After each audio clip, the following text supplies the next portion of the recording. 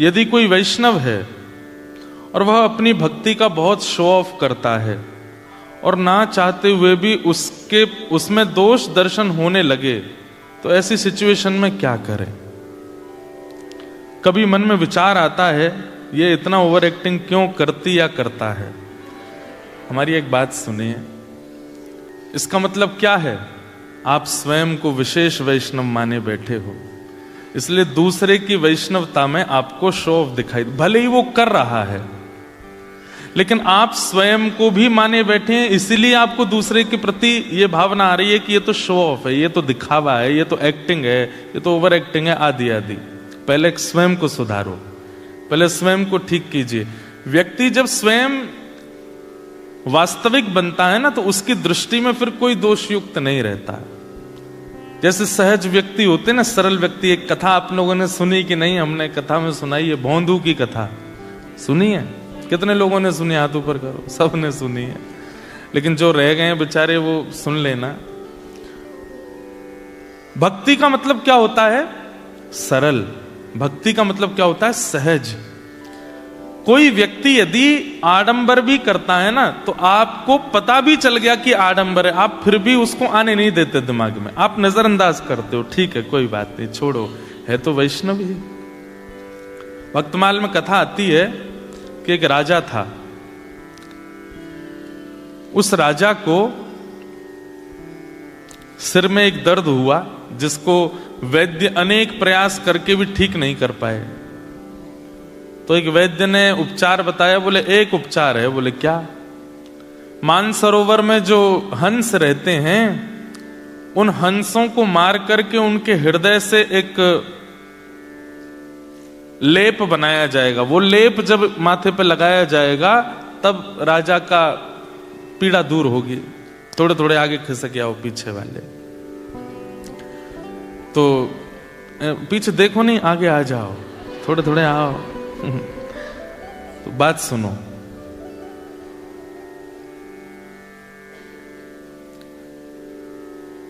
राजा ने अपने सब सैनिकों को आज्ञा की, मानसरोवर जाओ और वहां से हंसों को पकड़ के लाओ, मेरा दर्द ठीक होना चाहिए। अब वो हंस जो थे वो वैष्णवों के बड़े प्रेमी थे, वैष्णवों की बड़ी निष्ठा करते थे। ठाकुर जी भी वैष्णव निष्ठा करने वाले से बड़ा प्रेम करते हैं। जो वैष्णवों की सेवा करता है, भक्तों की सेवा करता है, उससे ठाकुर जी को बहुत प्रेम होता है। हमारे अष्टसखा कहते हैं, गिरधर जब अपनों करी जाने, ठाकुर जी ने हमको अपना लिया, ये कब जानो? बोले ताको मन भक्तन की सेवा। जिसका मन भक्तों की सेवा में बहुत लगता है, समझो ठाकुर जी ने उसको अपना लिया है। ठाकुर जी की सेवा से ज्यादा मन लगता है ठाकुर के भक्तों की सेवा में, समझो कि ठाकुर जी ने उसको अपना लिया। ऐसा अष्टसखा कहते हैं। तो उन हंसों से ठाकुर जी बहुत प्रेम करते थे, क्योंकि वो वैष्णवों की बड़ी सेवा करते थे। जब कभी भी मानसरोवर पर कोई संत आते, वैष्णव आते, भक्त आते, तो ये हंस जाते थे, उनको प्रणाम करते थे, उनको वंदन करते थे। और आज इन्हीं हंस को पकड़ने के लिए राजा के सैनिक आ रहे हैं। सैनिकों को देख करके हंस वहां से भाग गए। हंस बहुत कम दिखते हैं ही नहीं, अभी केवल मानसरोवर में, वहां पे भी सबको दर्शन नहीं होते। तो सैनिकों को पता चला कि ये हंस जो है, ये संत महात्माओं के हाथ से दाना चुगते हैं। इसका मतलब है कि भगवा वेशधारी इनको प्रिय लगते हैं। हम सब सैनिकों के वेश में आए, इसलिए दूर भाग रहे हैं, भगवा वेश पहन लो। क्या किया? आडंबर। हैं सैनिक, लेकिन बन करके कैसे आए? जटा जूट बांध करके, तिलक फोटा लगा करके, धोती वोती पहन करके, संत जैसा हाथ में करताल लेकर के नारायण नारायण करके मानसरोवर पर सैनिक आ गए। तो उनको देख करके हंस ने दूसरे हंस से कहा, देखो संत आए हैं, प्रणाम करने चलो। तो दूसरा हंस बोलता है, ये संत नहीं है, ये वही हैं जो कल हमको पकड़ने आए थे, जो हमको मारने ले जाने वाले हैं, ये वही आए हैं। तब पहला हंस कहता है, बोले कि मुझे भी पता है ये वही हैं, लेकिन इनके भेष देखो, इनकी वेशभूषा देखो, इनका स्वरूप देखो, ये तो संत के रूप में आए हैं ना। और हमारा आज तक नियम रहा है कि हम संतों को प्रणाम करते हैं, भले ही वो व्यक्ति शुद्ध नहीं है, लेकिन उसके वस्त्र तो शुद्ध है ना। इसलिए हमको प्रणाम करने जाना चाहिए।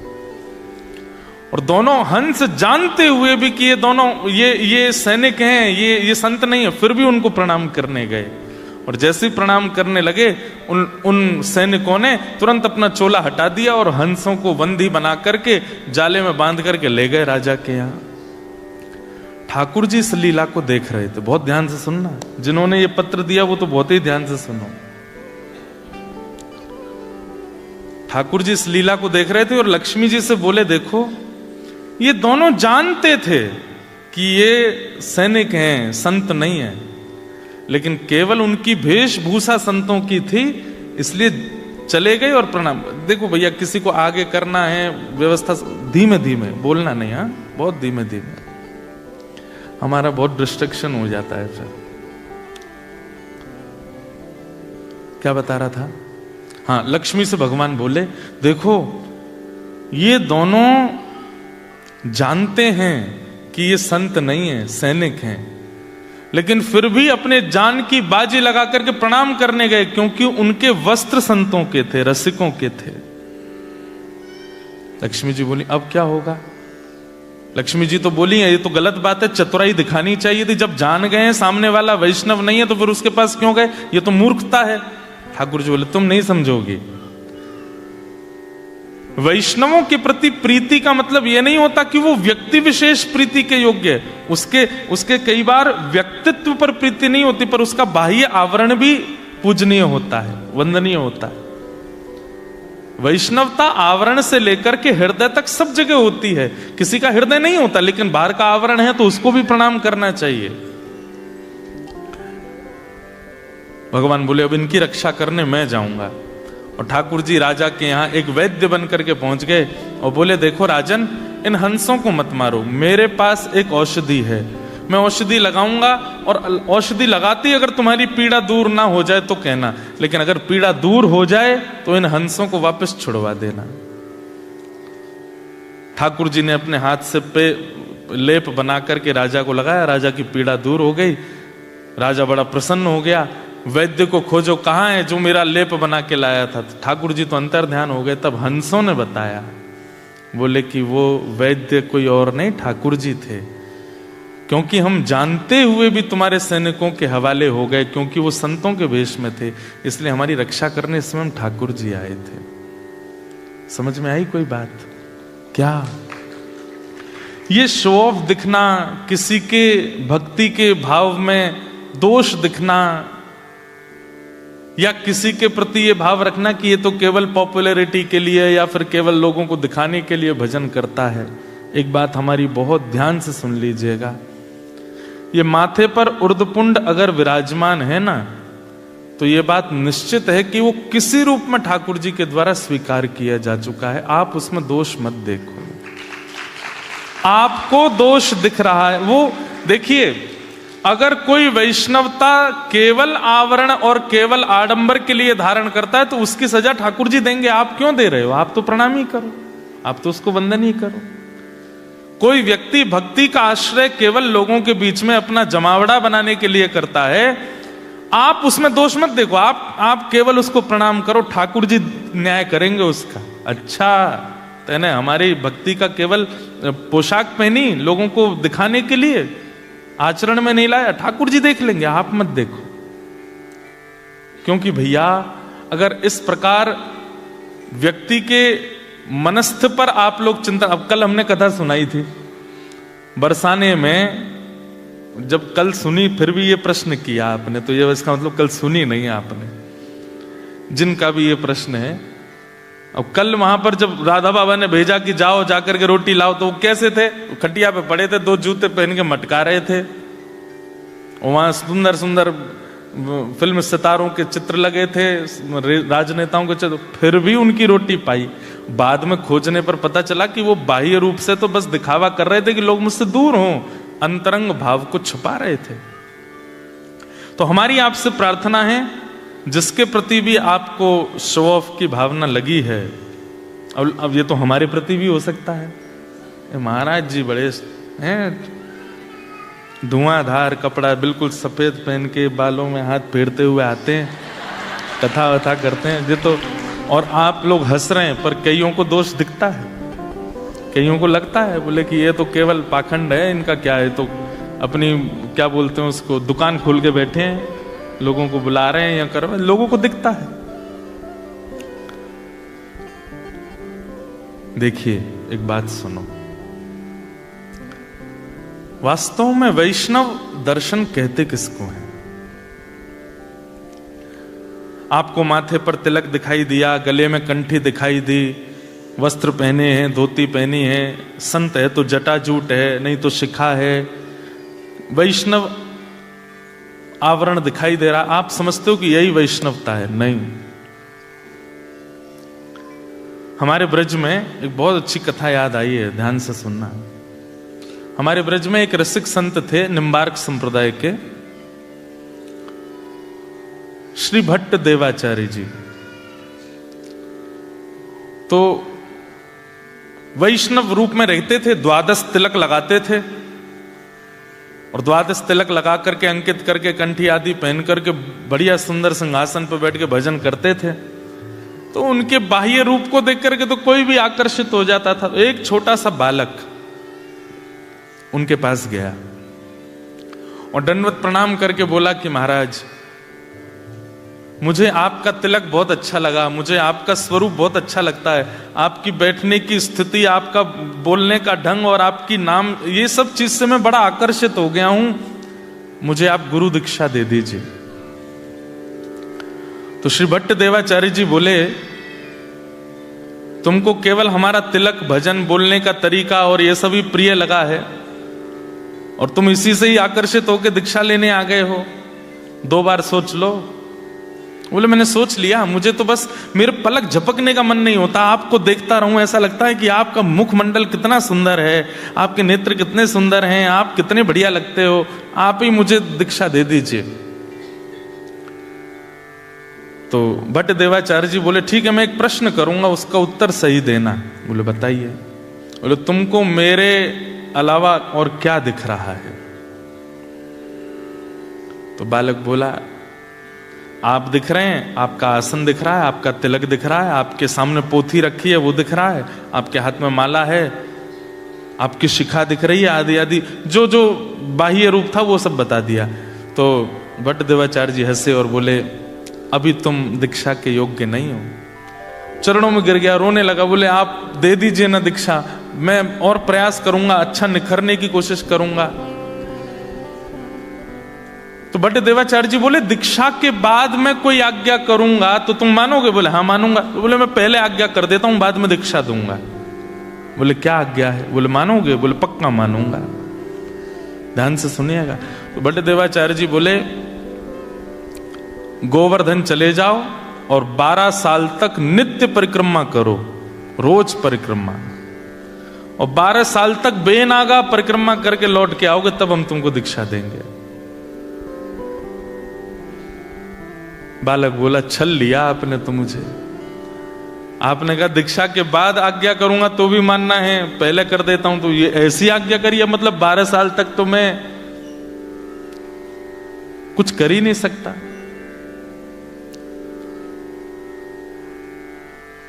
लेकिन गुरु आज्ञा मान करके वो बालक 12 साल के लिए गोवर्धन चले गए और नित्य परिक्रमा लगाते, इतनी निष्ठा। अब देखो आजकल तो गुरु लोग परीक्षा लेते ही नहीं है। आपसे किसी ने ऐसे कह दिया होता तो आप क्या करते? बोले सुनो, बहुत बतेरे गुरु बैठे हैं, हम कहीं और चले जाते हैं। हाँ ये भी कोई बात है, 12 साल की परीक्षा ले रहे हो आप हमारी।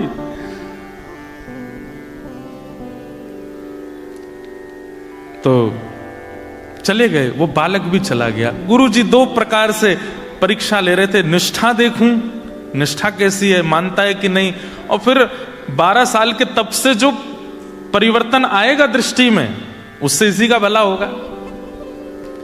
तो 12 साल के लिए वो बालक चला गया, गिरिराज जी की रोज परिक्रमा करी और गिरिराज जी से रोज प्रार्थना करते, हे गिरिराज बाबा मुझे योग्य बना दो कि मैं अपने गुरु से दीक्षा ले सकूं। 12 साल बाद वो बालक आया, अब तो वो बड़ा हो गया था। गुरुजी प्रणाम, आपने आज्ञा की थी 12 साल परिक्रमा की, मैं पूरी करके आ गया हूं, अब मुझे दीक्षा दे दो। गुरुजी बोले 12 साल हो गए? बोले हाँ। अरे मेरा लाला, अच्छा बैठो, बताओ अब तुम्हें क्या दिख रहा है? बोले गुरुजी पहले तो केवल आप एक मानव जैसे दिख रहे थे, लेकिन आज आपके श्री अंग से ऐसा लग रहा है मानो जैसे सूर्य के समान तेज प्रकट हो रहा हो। आपका तिलक ऐसा लग रहा है मानो स्वर्ण मंडित कुछ माथे पर विराजमान हो। आपके रों कूप में ऐसा लग रहा है मानो जैसे कोई दिव्य दिव्य वेद ध्वनि प्रकट हो रही हो।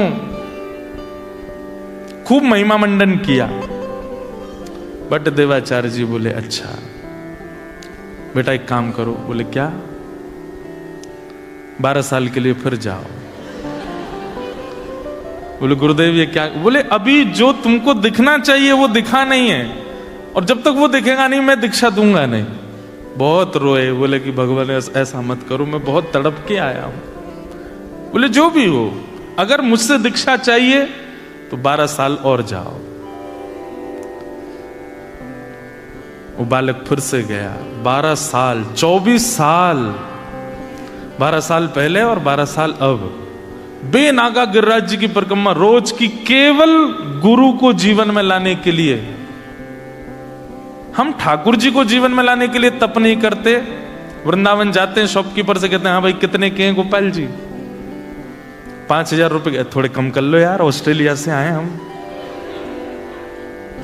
भैया एक बात हमारी ध्यान से सुनिएगा, भजन, भक्ति, गुरु, वैष्णव, ठाकुर जी, ये सहजता से अगर जीवन में आ गए ना, आप उनकी सेवा फिर निपुणता से करोगे नहीं। इसलिए मूल्यवान वो मोल से आने चाहिए, वो मेहनत से आने चाहिए, वो तप से आने चाहिए, तभी आप उनका मूल्य समझोगे।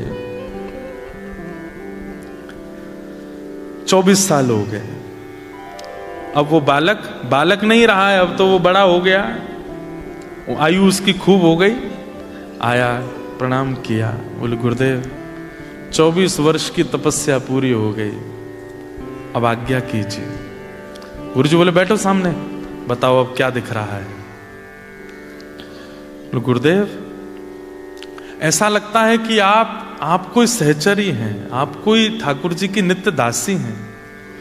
आप अभी तक मुझे पुरुष रूप में दिखते थे, पर ऐसा लगता है कि आप ब्रज की कोई गोपी हो, और आप अभी अभी दही मत करके आए हो, और दही से निकले हुए जो माखन के लोना है वही आपके मुखमंडल पर छींटे के रूप में दिख रहे हैं। जो पहले तिलक दिख रहा था अब उसको वो कुछ और दिख रहा था।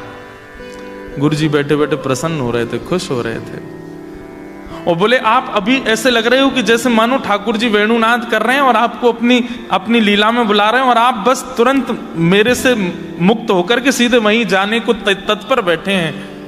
ऐसा लगता है कोई दिव्य लीला हो रही है, और आप उस लीला की एक गोपी हैं। ये कोई आडंबर नहीं था, ये सत्यता थी, ऐसा ही दिख रहा था उसको। बट देवाचार्य जी बोले बेटा, बोले जी गुरुदेव। बोले 12 साल के लिए जाओ गोवर्धन। लेकिन अब की बार वो रोया नहीं, वो समझ गया कि नहीं मेरी योग्यता अभी बनी नहीं है। फिर भी कहा गुरुदेव मैं जान सकता हूं क्या मुझे जो दिख रहा है वो सत्य नहीं है? बोले सत्य है, लेकिन तूने आते ही कहा कि 12 साल की तपस्या पूरी हुई। ये 12 वर्ष की तपस्या का एक अभिमान तेरे चित्त में है, एक बार और जाओ। कितने 12 थोड़ी, अब तो कितने हो गए? 24 वर्ष हो गए। फिर से गया, 12 साल फिर गिरिराज जी की परिक्रमा करी, और जैसे ही 36 वर्ष हो गए, लौट करके जब आए, श्री भट्ट देवाचार्य जी अपने आसन पर बैठे थे, और सामने से वो जैसे ही आया, आते अब कुछ बोला नहीं, अब कुछ कहा नहीं, बस नेत्रों से अविरल अश्रुधारा गिरी। भट्ट देवाचार्य जी बोले कहो बालक क्या कह रहे हो? बोले नाथ ऐसा लगता है कि मानो मेरे सामने साक्षात यशोदा मैया बैठी हैं, और उनके एक गोदी के ऊपर साक्षात किशोरी जी बैठी हैं, और दूसरी गोदी में साक्षात श्री लाल जी बैठे हैं। श्री प्रिया लाल जी को गोद में लेकर के मानो जैसे यशोदा जी बैठी हैं, मानो जैसे कीर्ति मैया मेरे सामने बैठी हैं, मानो जैसे साक्षात कोई गोपी दोनों युगल सरकार को लेकर के बैठी है।